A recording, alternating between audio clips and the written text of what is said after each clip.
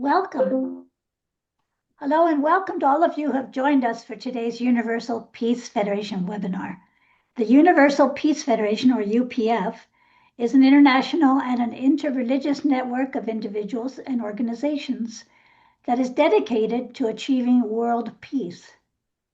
UPF is an NGO in general consultative status with the Economic and Social Council of the United Nations, and it supports the work of the United Nations, especially in the areas of interfaith peace building, peace education, and the strengthening of marriage and family. Today's webinar is sponsored by the International Media Association for Peace, one of the associations of the Universal Peace Federation, in collaboration with UPF Canada, whose president is one of our respondents today.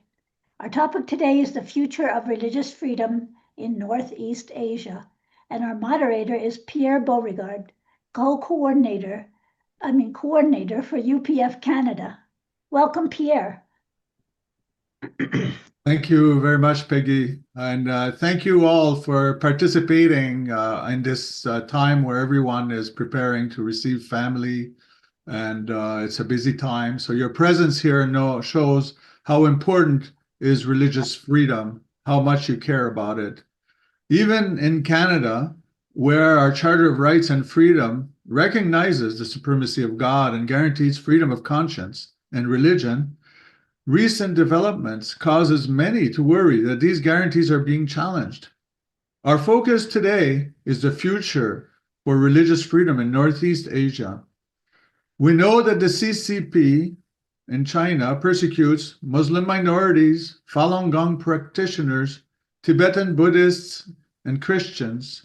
South Korea, however, is a country which enjoys a strong reputation for religious freedom, supported by constitutional guarantees and a vibrant religious landscape. Yet, recent controversies highlight the tensions between state authority, majority religious groups, and minority faiths, suggesting challenges remain in fully upholding these freedoms in practice.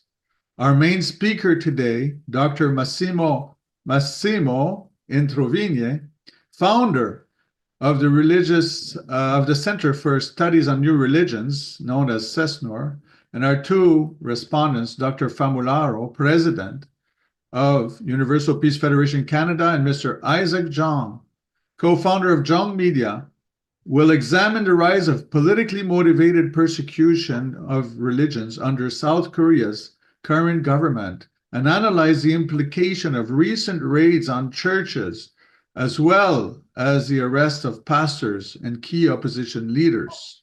We, of course, are thinking of Pastor Sung Hyun Bo and Dr. Hak Jahan, presently in detention. Our varied expert panel will help us better understand the situation and offer answers to the question, how should the international community and media respond to address the fears of a potential slide towards dictatorship? Let me introduce our first speaker. Massimo Introvigne is an Italian sociologist of religions. He is a founder and managing director of the Center for Studies of New Religions, an international network of scholars who study new religious movements. Dr. Introvigne is the author of some 70 books and more than 100 articles in the field of sociology of religion. He is the main author of Enciclopedia della Religione in Italia. He is a member of the editorial board for the Interdisciplinary Journal of Research on Religion and the executive board of the University of Pennsylvania Press Nova Religio. From January 5th to December 31st, 2011, he has served as the representative on combating racism, xenophobia, and discrimination, with a special focus on discrimination against Christians and members of other religions of the Organization for Security and Cooperation in Europe, OSCE. From 2012 to 2015, he served as chairperson of the Observatory of Religious Liberty instituted by the Italian Ministry of Foreign Affairs in order to monitor problems of religious liberty on a worldwide scale. Dr. Massimo Introvigne, welcome. You have the floor.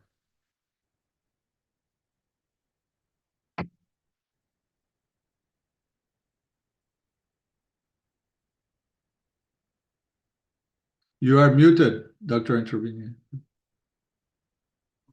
Thank you. And as it has been said, thanks to those that rather than preparing for the festivities, decided to join us tonight. Sociologists studying new religious movements believed at the end of the past century that they had more or less disposed of the use of the word cult, which has been more or less banned in the academia, even if it continued to be used by tabloids and other media. And also, with the notable exception of France, proposal to institute anti-cult governmental agency or to pass anti-cult laws had been rejected in most countries of the world. But recently, however, we have witnessed an unwelcome revival of anti-cultism, and also another phenomenon, which is the extension of the category of cults to all sorts of conservative religion and even non-religion. There is a book in the United States called The Cult of Trump by a veteran anti-cultist. And we see, for example, and the magazine I edit, Bitter Winter, and the academic journal I edit, the Journal of Chesnor, are devoting considerable attention to an inquiry into cults by the Parliament of Victoria in Australia, where we see precisely this phenomenon that large, conservative, pro-life, anti-communist, evangelical churches are also branded as cults, which is something which would not have happened 20 years ago.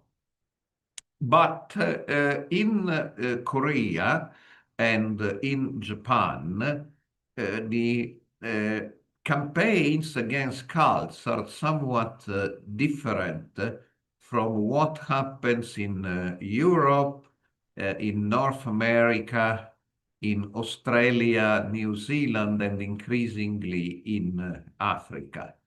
And this specificity of Japan and Korea is a very strange, but in a way effective alliance between some fundamentalist Protestant opponents of the so-called cults and left-wing, often Marxist intellectuals and politicians. Now, these two groups disagree on almost everything: the sanctity of life, family, socialism, but based on the old principle that the enemy of my enemy is my friend, they cooperate against some groups labeled as cults. So it's a very strange, unholy alliance, which gives a special flavor to anti-cultism in these countries. And as we will see, this alliance is not entirely spontaneous, but it's also, at least from a certain point of time, the fruit of deliberate efforts and strategies by the People's Republic of China and the Chinese Communist Party, which is in a way the organizer of this bizarre alliance. Now, in China, the idea that religious groups not controlled by the state and that think independently are dangerous, threaten the state, threaten social harmony, and should be annihilated and eradicated is a very old idea. In China, there is a category of Xie which exists since the Middle Ages, actually the 7th and 8th century of the Christian era. And Xie is often mistranslated, including by the Chinese government itself, as evil cults or cults. But that's totally anachronistic, given the origin of the word in the Chinese Middle Ages.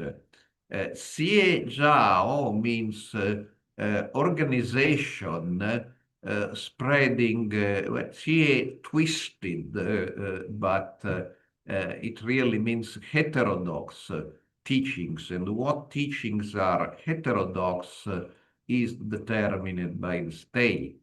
So this notion, which was originally used by the Taoists against the Buddhists of Xie Zhao, traveled from imperial China to nationalist China to Taiwan during the martial law era and to the People's Republic of China. The PRC, Communist China, has a specific article of the Criminal Code, Article 300, making being active in any capacity in a Xie Zhao crime, which is punished with penalties going from a couple of years in jail to imprisonment for life. There is an official list of Xie Zhao, which includes the Family Federation or Unification Church, and based on this, some members from Taiwan have been arrested in China this year. But we see the same phenomenon as in democratic countries, that increasingly Xie Zhao and Article 300 are used against groups one will not normally call cults, particularly independent Christian churches, whose only sin is to be critical of the Communist Party and not willing to join the government-controlled umbrella organizations for Christianity set up by the regime. So there is this machinery against the non-conformist, non-controlled forms of religion, which in the sinosphere, in the world culturally related to China, is really millennia old. Now, Japan is also relevant for Korea. In Japan, there is a general post-World War II hostility to religion.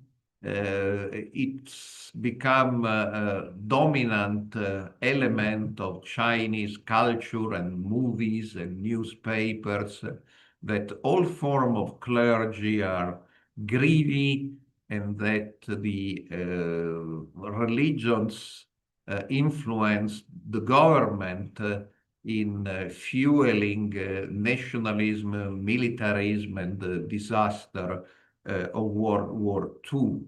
But if there is this background of hostility to religion in Japan, there is also a specific hostility by Christian Protestant fundamentalist ministers to some new religions. And the practice of deprogramming, which means kidnapping adult members of groups stigmatized as cults, secluding or confining them somewhere, and persuading more or less violently them to leave their faith. This practice originated in the United States, but was imported into Japan by Protestant ministers and pastors, and particularly targeted the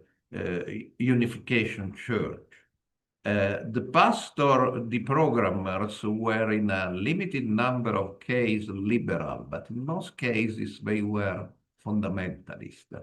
And in Japan was born this very strange, unnatural alliance between these fundamentalist pastors who doubled as deprogrammers and some left-wing lawyers that since the 1980s had founded organizations targeting the Unification Church because they were left-leaning, and Unification Church, through the International Federation for Victory over Communism, been very successful in conducting anti-communist campaign and supporting anti-communist politicians in the election. So we see before Korea, in Japan, this strange cooperation between people with very different ideas on other issues, fundamentalist pastor deprogrammers and left-leaning lawyers and politicians, including the powerful Japanese Communist Party, which played a leading role in the opposition to the Unification Church. Now, this cooperation was even more spectacular in Korea, because in Korea, to start with, Christianity is more important than in Japan.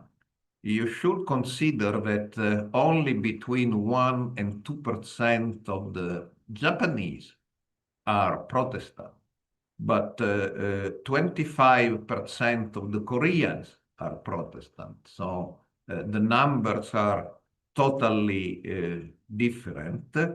And in Korea, the Protestant bloc is very important as a voting bloc in the election.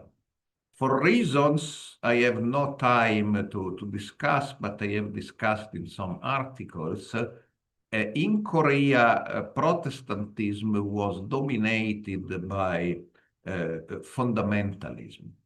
And Korean fundamentalism had one obsession, and this obsession was to purify Korean Protestantism from elements they saw as relics of Korean traditional religions, not only Confucianism and Buddhism, but from the point of view of the Protestant fundamentalists, more dramatically shamanism, because shamanism was perceived by fundamentalists as satanic or demonic. So the history of Korean fundamentalist churches is largely a history of excommunication, heresy, harms, and purges, where people were continuously expelled because they were suspected of keeping relics of traditional non-Christian Korean religions in their theology and practicing. And by the 1950s, the fundamentalists had asserted successfully their hegemony on Korean Protestantism, but they were confronted with a problem they had not completely seen coming, and that's the emergence of new religious movements of Christian origins, and two in particular emerged in the 1950s, were very successful in different reasons. One was the olive tree, and the one was the Unification church. And that explains why by the end of the 1950s, Korean fundamentalist pastors had already established the first anti-cult campaigns and organizations targeting the Olive Tree and the Unification Church. And they, after a few years, they might claim they had destroyed the Olive Tree, reduced it to a very small church from the 2 million member one it was, even if most members of the Olive Tree didn't really get back to the fundamentalist fold. They joined newly established new religions, later principally Shincheonji. But they were not successful with the Unification Church. The Unification Church resisted, even if they created a bad press about it. And also they found new religions. Again, they had not predicted them, including perhaps the largest one among Christians, which is a schism of the Seventh-day Adventist Church, called the War Mission Society Church of God, sometimes called by Korean Ansangong, but that's a mistaken name, because the followers of the preacher called Ansangong are actually a different church. The War Mission Society Church of God is a schism of the organization founded by Ansangong, but a big one, 2 million members.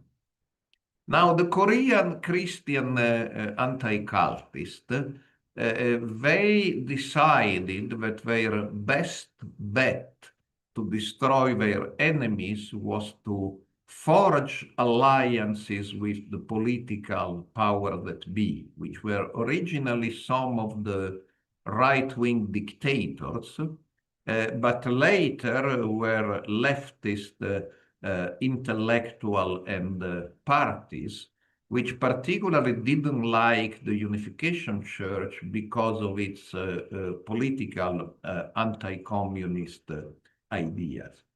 So as I said, a Christian anti-cult movement had existed in Korea since the late 1950s, but it became politically active and structured later, in the 1990s, particularly in the 1998, when something called the Christian Heresy Research Council was founded, which was later renamed the Christian Heresy Countermeasures Association. It became very active, including among the Korean diaspora abroad.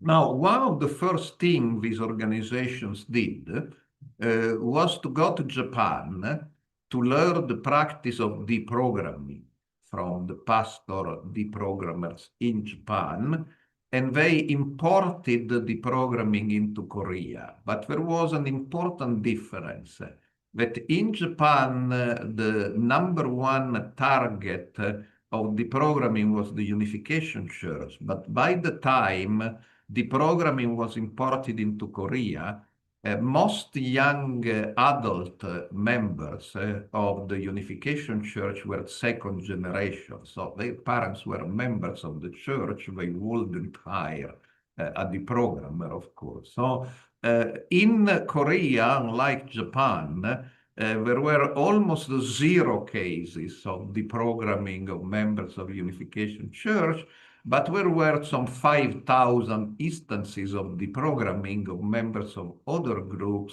Shincheonji, the church called the Providence or Christian Gospel Mission, the War Mission Society, Church of God.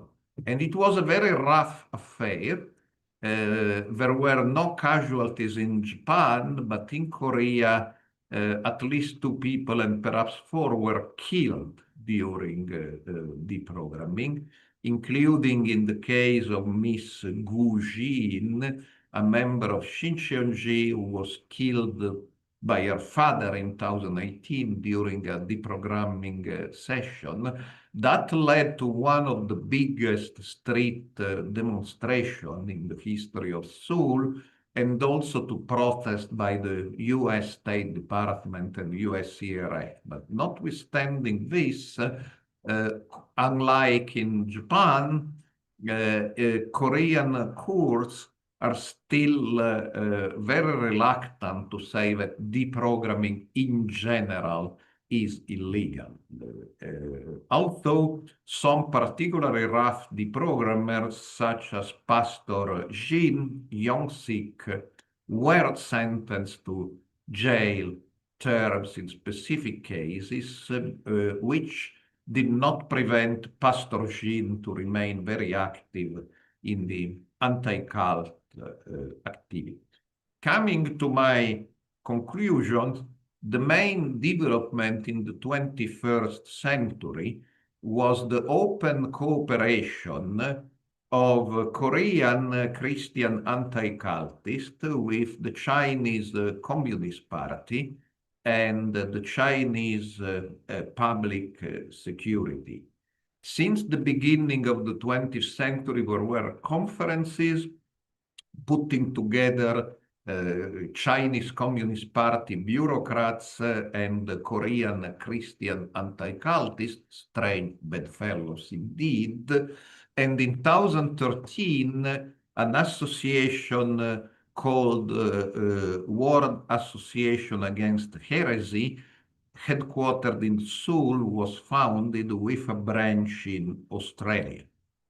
Pastor Jeong Media, I have already mentioned it, deprogrammer and ex-con, serves until this day as president of this association, which receives financial support from China and has organized conferences against Korean cults, such as the Unification Church and Shincheonji all over the world, including in Europe. There are three reasons China is keenly interested in what's going on in Korea.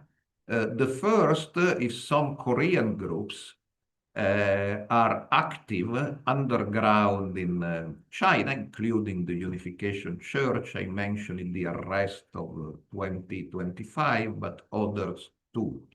The second is some Korean groups, particularly the Unification Church, have anti-communist and anti-China political ideas.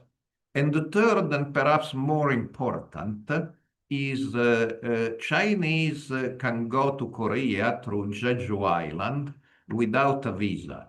And that has been consistently used by members of the two most persecuted groups in China, Falun Gong and the Church of Almighty God, to escape to Korea and seek asylum there, not only seek asylum, but give interviews about the horrors of Chinese jail.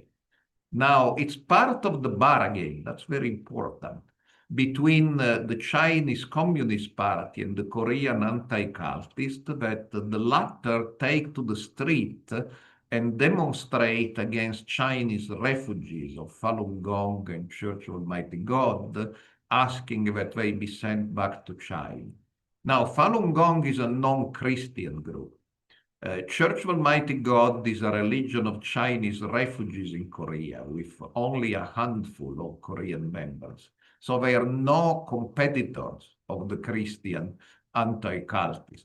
And the only reason Christian anti-cultists devote considerable resources to fighting them is because of their alliance with China. And they want to do a favor to China, and China finances and supports them elsewhere. I really conclude, I know my time is almost off, with two recent developments. First, the Abe assassination in Japan. That offered an opportunity to revamp the fight against the Unification Church in Korea, and we are aware of at least 4 meetings. One of them kept very much secret, which happened in Korea, with 3 sets of participants. the Korean World Anti-Heresy Association, the Japanese anti-cult lawyers of the National Network of Lawyers Against Spiritual Sales, and bureaucrats from China, from both the China Anti-Sejao Association, which is a branch of the United Front, but also from police and public security. And in this meeting, they discuss how can we use the Abe assassination in Japan to fight the Family Federation, Aka Unification Church in Korea. The second development, which is a mixed blessing, and I will explain why, is the downfall of President Yoon and his arrest and the election of President Lee, because that offered to this trio, the Korean traditional anti-cultist, the Chinese Communist Party's anti-cult branch, and the Japanese lawyers, a golden opportunity to translate their attack against the Family Federation and some other groups like Shincheonji into decisive political action. But it also created problems because it became clear that President Lee was not happy to just fighting the so-called cults like the Unification Church and Shincheonji, but he created a machine to go against all forms of religion that had supported the PPP, the right-wing party, in the election that he won by a very narrow margin. So, of course, Mother Han of the Unification Church, Family Federation, was put in jail. Of course, Shincheonji was raided. But at the same time, Pastor Son of the Segero Church was also put in jail. Yoido Full Gospel Church, the largest church in Korea, was raided. Dr. Billy Kim's Baptist Church and broadcast TV station were raided. Now, it is important to reflect on one point, that Pastor Son was personally, thank goodness, very moderate on this issue, but Pastor Son is a Presbyterian, and the deprogrammers and the worst anti-cultists in Korea are Presbyterian. Yoido Full Gospel Church prints anti-cult material. Dr. Billy Kim's broadcaster offers a platform to do propaganda for anti-cultism and even for deprogramming. So even people who were part of the anti-cult movement, but were not supporting, for instance, the pro-LGBTQ agenda or pro-China agenda or President Lee, were caught in this political crackdown. So perhaps this unholy alliance between conservative Christian pastors and left-wing politicians based on the idea the enemy of my enemy is my friend is now in crisis. Because President Lee is putting in jail both the so-called cultists and the conservative Christians, who are sometimes anti-cult themselves. So this unholy alliance, which lasted for decades, perhaps will come to an end, or perhaps not. But we don't know. But it is paradoxically in a moment of crisis, because President Lee's crackdown on all sorts of conservative religion, including the one which has supported traditionally the anti-cult campaign. So it's a very interesting and dramatic moment in Korea. But so the future will tell us, but all this story I told you today at least is proving something which is obvious, I believe, to our Korean friend, but a little bit less obvious internationally or to the foreign media, that the cruel and unjust and scandalous and obnoxious persecution of Mother Han is not about handbags or necklaces, but it is really about politics and the will to destroy churches and religious organizations that are perceived as politically not controllable by the powers that be, and in particularly by the present socialist pro-Chinese government of President Xi. Thank you, and we may perhaps later have a discussion about some of these points. Thank you, Dr. Introvigne. We appreciate especially the silver lining at the end. We hope that this cabal, this association between Christians and anti-cultists will indeed, as you paint that possibility, come to somehow to an end. That is our deepest wish. And now I'm going to introduce our first respondent. We're looking towards their what Dr. Franco Famularo can add to this discussion after your presentation. Dr. Famularo is the president of the Universal Peace Federation of Canada. He also serves as chair of the board of trustees of HJ International Graduate School for Peace and Public Leadership in New York City, where he earned his doctorate in ministry. With a strong interest in religious history, interfaith dialogue, and peace activism, he has served with the Unification Community for over 50 years in Canada, Germany, the United Kingdom, Korea, Russia, and the USA. So, Dr. Famularo, you have the floor. Well, thank you, Pierre. It's very good to be here. Thank you, Dr. Introvigne, for your presentation, which was quite comprehensive. And I know from working with you on the Japan issue, it is complex. There's so many things I'd like to say, but I put my stopwatch on because I'll limit myself to the time prescribed so that we can have some Q&A and discussion later. You know, obviously, the issue of religious freedom and the attack on religion is not something limited to Northeast Asia. It's happening globally. And as Massimo mentioned, this has been going on for decades. And one could dig into history and find that, you know, at the time of the French Revolution, which is over 200 years ago, there was a very serious attack on religion. We could go back to the time of the Roman Empire when emperors like Diocletian ordered a systematic destruction of Christianity just before it was recognized as a legal religion.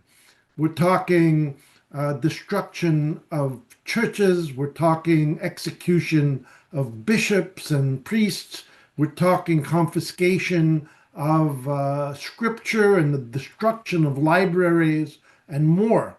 And yes, 10 years later, Christianity became a legal religion in the Roman Empire, and maybe a few decades later, in the late 3rd, 4th century, we have the establishment of Christianity as the state religion, which in some cases became just as brutal toward those that did not practice. So the attack on religion is not limited to Northeast Asia, but we have a very important component there in the actions of the Chinese Communist Party, which sees religion as a threat and will only accept religions that are under its control or supervision. There really is no freedom of religion, although it is considered in the Constitution that Chinese people have the freedom of religion, as long as they obey the rules that put religion under the supervision and control of the Chinese Communist Party. Now, having said that, we have heard from Massimo about the issue of cults. Of course, there are many cults. All religions are considered cults. I've heard Protestants call the Catholic Church a cult. I've heard people that voted for Donald Trump are members of a large American cult. And this word is bandied around now as though it applies to a lot of people. But let me just say that, we have come a long way. I remember growing up in Montreal, it was not uncommon to make fun of different ethnic groups, to criticize Black people for being Black, and for Chinese for being Chinese, and for Asians to be, or Jews. And we had very little tolerance 50, 60 years ago when I grew up. But things have changed, and we have become more tolerant, more accepting of people of different religions. There is a great deal of sensitivity expressed in Western democracies about Islam. We are against Islamophobia. We are against anti-Semitism. We don't subscribe to such views. But however, you find that it's okay to criticize new religious movements and call them cults. Calling a member of a new religious movement is not a big deal, and the media gets away with it all the time. And in English, we use the word cult. In French and Spanish, in Italian and German, they use the word sect or secta or sect, etc. But it basically comes to the same thing. Now, the anti-religious efforts in Asia are quite surprising when you consider that these are also countries that have enshrined in their constitutions the freedom of religion. The Chinese Communist Party definitely has an anti-religious streak, but we would not expect that in a liberal democracy like Japan or even in Korea. But the caveat is that these countries have a very, very recent experience with democracy. Japan adapted some of the constitutional elements from the West, and I have often heard from the Japanese saying, well, it's not really our constitution. Let's not forget that maybe 50 to 60% of the population in Japan does not identify with religion. And Christianity is a very, very small component, no more than 1.5% of the population. So this is a very small component. Maybe there are 400,000 to 500,000 Roman Catholics. There may be more Protestants, but this is an issue. And we're dealing with the Korean element that is also not a very mature democracy. It did not really have a democratic rule until 1987, if I'm not mistaken. And some of us are a little older than that, and we can remember when Korea was not a democracy, when it was a dictatorship led by military rulers. Now, the issue in Japan goes back against the Unification Church, the Family Federation. It goes back to the time of the Kyoto election in 1978. Although the Family Federation was doing a lot of work in educating the population about the dangers of atheistic materialistic Marxism, Leninism, Maoism, it did not become an issue until some of the members of the Family Federation campaigned against the election of the communist governor or so of Kyoto in 1978. And he had held that seat in the Diet for something like 28 years. And this was the stimulus for having created this lawyers group that is attacking in collusion with the fundamentalist Christians in Japan of the Family Federation members. So I know my time is up.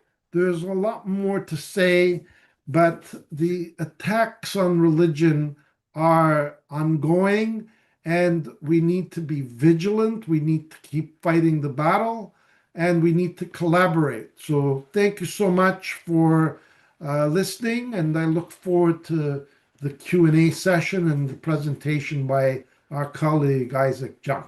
Thank you. Thank you, Dr. Famularo. So your point of view as a historian of religion is very interesting. And indeed, we are in the midst of a new history that is being written. And we look forward now to our second respondent, Isaac Jeong. He's a second-generation member of the Family Federation for World Peace and Unification, living in Korea now for 3 years. And he's a co-founder with, I believe, with his brother, Josh, if I'm right, of Jeong Media, a video marketing agency, along with a group of other second and even third-generation members.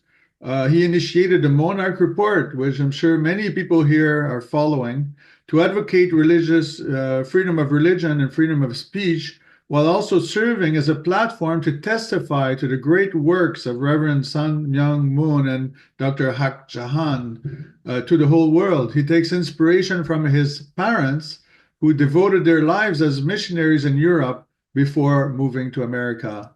Isaac, you have the floor. Thank you. Thank you, everybody, for allowing me to be here. I'm definitely no historian or a socialist. That is not my profession.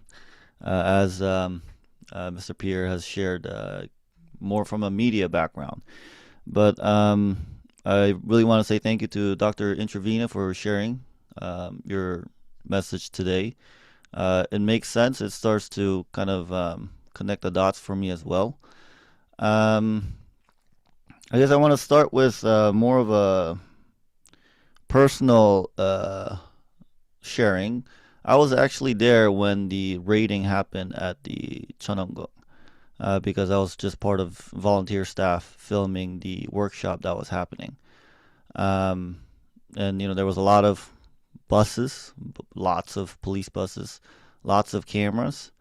And that was kind of the start of me seeing how the Korean media portrays our church without really understanding where we come from, understanding the facts, without telling the truth.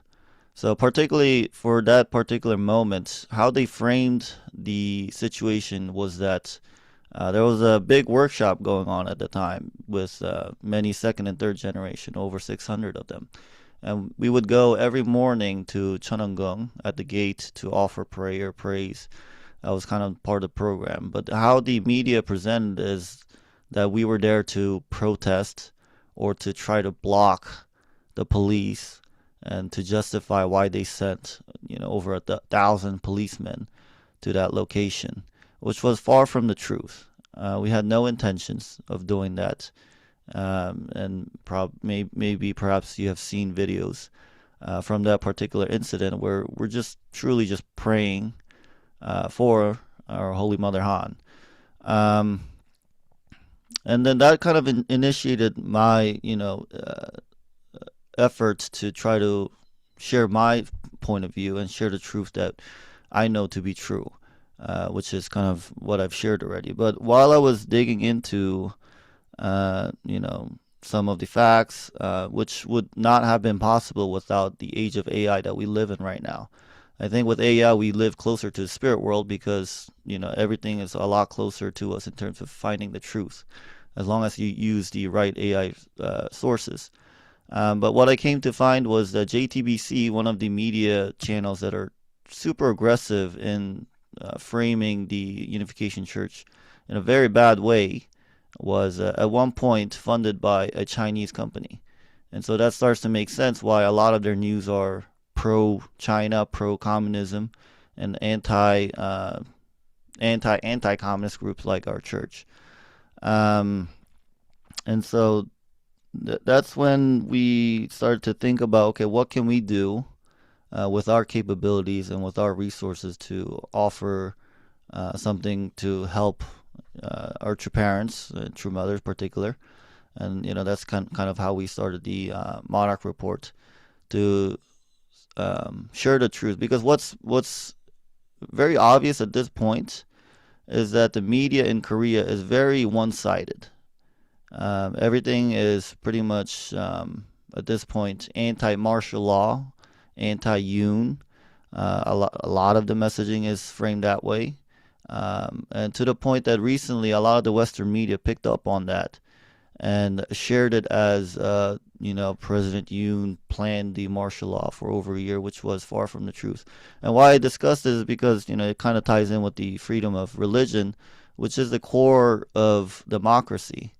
And that ties in with freedom of speech. And if there's censorship and if there's things being,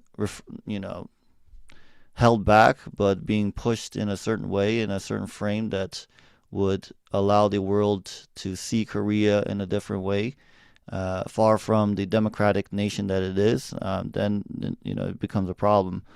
And so our efforts have been to share as much as we can with our capabilities of what we know to be closer to the truth of what's happening in Korea. And it's sad, like in a recent case where there was an online protest where young children, like elementary, middle school, high school students, got together on a game called Roblox to kind of share their expression of what's happening in Korea. Of course, it was a pro-Yoon movement, but the NBC News reported as a hateful, a dangerous type of act in the nation, and it's just kids expressing their own opinion. So those are some of the examples where we can see that democracy is truly in danger, and the media is truly not helping that situation. And a lot of our efforts have been to try to tell the West what's happening in Korea, to try to decipher what's happening with the court cases, with Mother Han and other related court cases, as well as some of the bills and policies that are being encouraged and pushed by the current government, which are very much pro-communist, pro-China, and very anti-religion. So that has been my experience. Hopefully that kind of adds to the conversation that Dr. Introvigne shared with us today, and that has been our primary effort. And it's been a learning process, as well as a difficult process, because it's so close to our personal relationship with Holy Mother Han, our true mother. But at the end, we see the true importance of doing something like this in a time like this. Especially if we look at America, we see that individual journalism has been more rampant. And as an American, when I look at America in the past few years, I see Korea is kind of following the same pattern in terms of like the world of media. Just a few years back. So we could already foresee kind of how things would play out if people didn't speak out, more strongly about the injustice and all of the things that are happening in Korea. So I think that is all I have to share on my end. Thank you. Thank you, Isaac. Yes, you are a media person, and I just posted your YouTube channel, Monarch Report. I'm sure many people here would like to see more of what you were sharing. And Dr. Introvigne, someone asked if your content of today will be shared on Bitter Winter, on an upcoming article, perhaps, or is it already existing? Maybe that's a simple answer for you, Dr. Introvigne. Yeah, there are many articles about Korea, including a series of 4 articles we published in Bitter Winter, but that's, in a way, it's a new presentation, so we may discuss in the next few days where Yeah. in publishing it, but there is nothing completely new, but different articles have been put together. Thank you. So we don't have a lot of time for question and answer. I'll ask one question and I'll ask you each to try to take a stab at it. And you may respond to one another if you choose so. Feel free. So the question is the following. There's a fine line between freedom of speech, freedom of religion, and publicly expressing one's political views and alliances.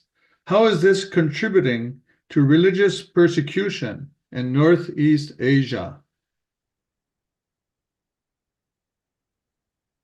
Who wants to try?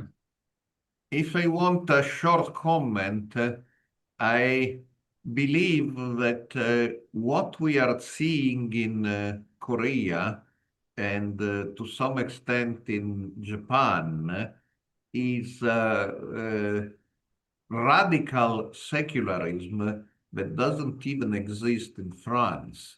And the idea that religious organization should not be free to make any comment which may have an electoral influence.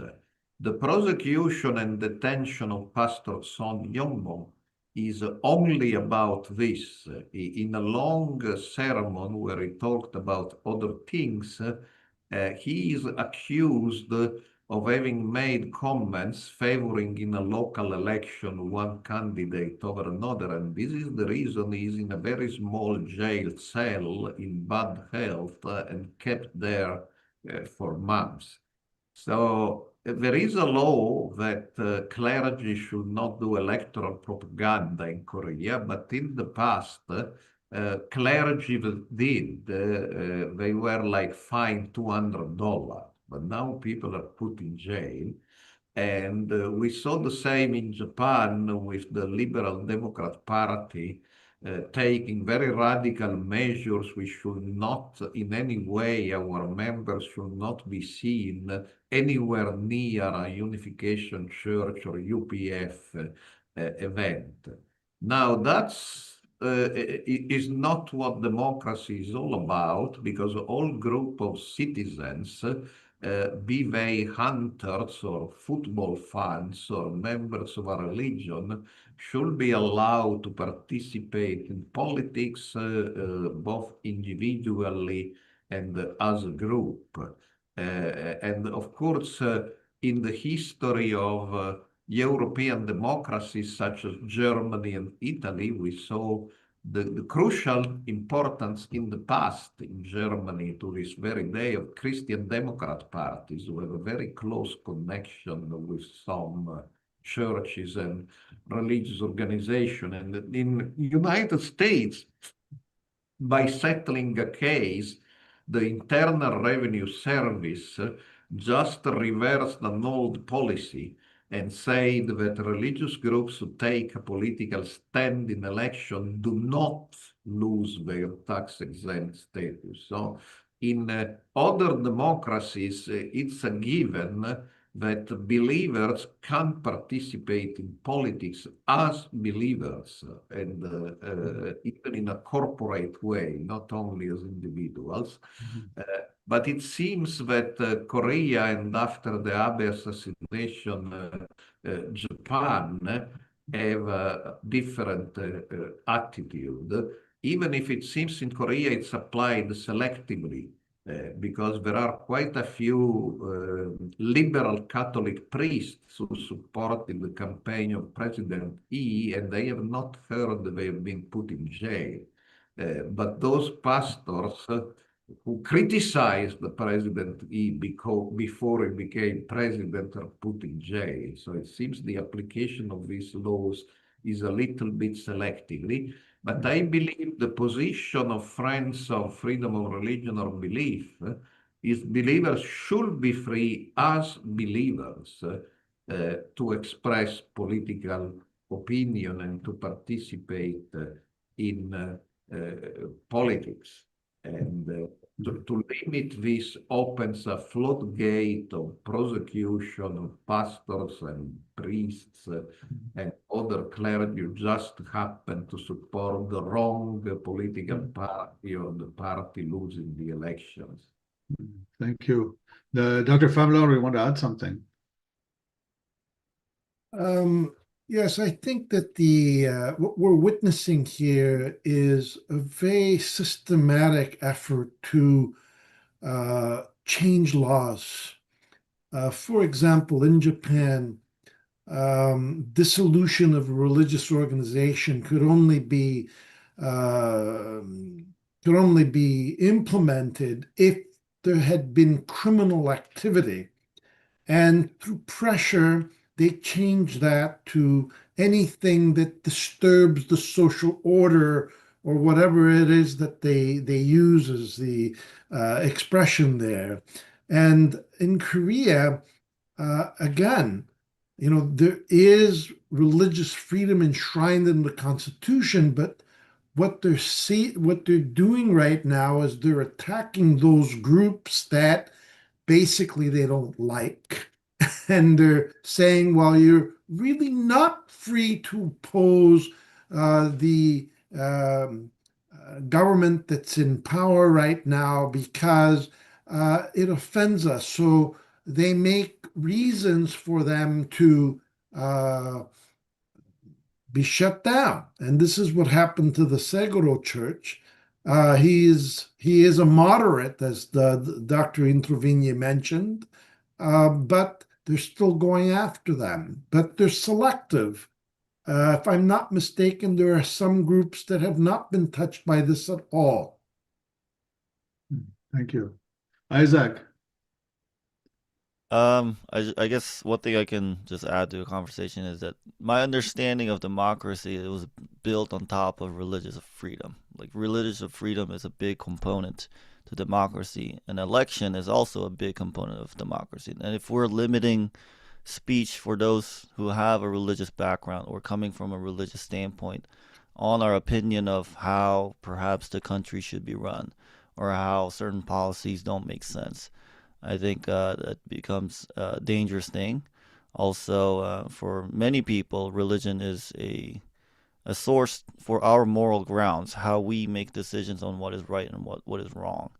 And if that is being completely removed for the sake of protecting democracy, which is questionable, I think that's something that many people should reconsider if they believe that to be true. Thank you very much. This brings us to the top of the hour. We won't have time for any more questions, unfortunately. I will just ask to give some final statement, final remarks. Maybe in your final remarks, you might want to touch upon perhaps the question of how the international community and the media can respond, or you may choose something else to focus on in your final remarks. I'd like to start with Dr. Massimo Introvigne. Yeah, I believe the final remark here should be that international community should help Korea to immediately and unconditionally release Mother Han and Pastor Son, because there are international rules, the so-called Mandela rules of the United Nations on pre-trial detention. And it is clear that these people will not escape. I don't see Mother Han to leave Korea on her wheelchair without a passport and with heart condition pursued by the police. That's just a ridiculous scene. And Pastor Son has indicated he has no intention of leaving Korea in any way.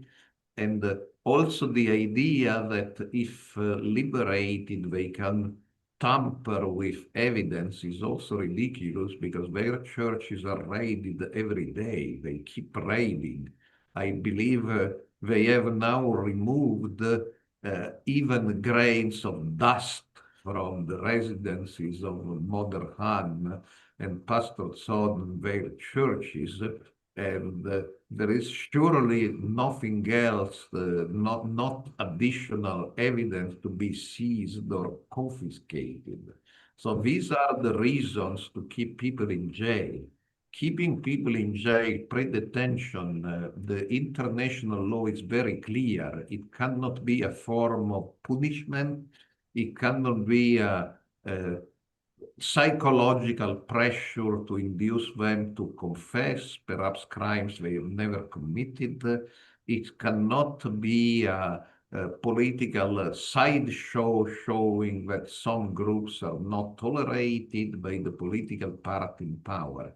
Now, these international rules about pre-detention have been violated now for months, and kept being violated in the case of Mother Han and in the case of Pastor Son. So irrespective of what the trial, when it will be celebrated, can give, the pre-detention of Mother Han and Pastor Son is illegal.